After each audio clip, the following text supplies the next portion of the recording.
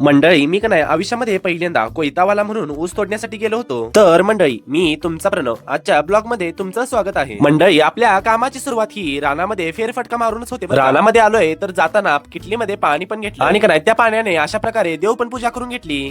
मंडळी आजची देवपूजा कशी वाटली ते कमेंट बॉक्स मध्ये सांगून जावा की राव. कमेंट करताना आपल्या पेजला फॉलो पण करा की राव. तर मंडळी मी तुम्हाला सांगतो की कोयतावाला मी झालो कसा. कोयतावाला होण्यासाठी आपल्याला एका ठिकाणी ऊस तोडण्यासाठी जायचं होतं की राव. नंतर का नाही आपण पोहोचल्यानंतर गाडी झाडाखाली लावून दिली की राव. नंतर निघालो ऊस तोडण्यासाठी. ऊसाच्या फडामध्ये मोबाईल सेट करून ऊस तोडण्यासाठी सुरुवात पण केली. मंडळी त्यात एक दुपारचं ऊन पण लय लागत होतं. तेवढाच एक 20-30 पेंड्याचा ऊस तोडून झाल्यानंतर ऊस खाण्यासाठी सुरुवात केली. बसून चालत नाही, ऊस खाऊन चालत नाही, त्यासाठी कामाला सुरुवात केली. नंतर का नाही एक वर पेंड्या बांधायला सुरुवात केली. नंतर का नाही काढलेल्या पेंड्या घेऊन निघालो घरी. मंडळी आपण किती जर काम केलं तर आपल्या मागलं काम काय संपत नाही. मंडळी हाच हेतू डोक्यामध्ये घेऊन लसूण लावण्यासाठी शेतामध्ये निघालो आणि आपल्याला लसूण लावायचा होता. तिथली स्वच्छता करण्यासाठी सुरुवात केली. सोलून झाल्यानंतर वाकुर पाडण्यासाठी सुरुवात केली. मंडळी वाकुर पाडून झाल्यानंतर लसूण लावण्यासाठी सुरुवात केली. काही वेळात आपला लसूण पण लावून झाला होता. नंतर का नाही कोराच्या आणि चपाती खाल्ली. निघालो हत्ती घास आणण्यासाठी. चालत नाही त्यासाठी काम तर केलंच पाहिजे की. आता भेटू नेक्स्ट ब्लॉग मध्ये. त्यासाठी फॉलो आणि सबस्क्राईब करून जावा की राव.